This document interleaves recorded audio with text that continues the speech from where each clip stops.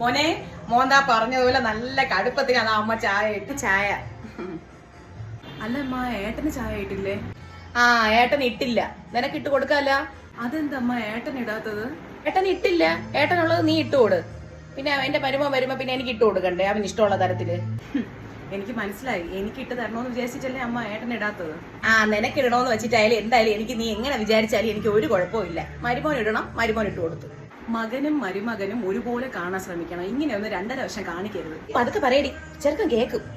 ഇരുന്നിരുന്ന് അവര് വരും, അപ്പോഴും ഓരോ കൊനാഷ്ടം കൊണ്ട് വന്നോളും.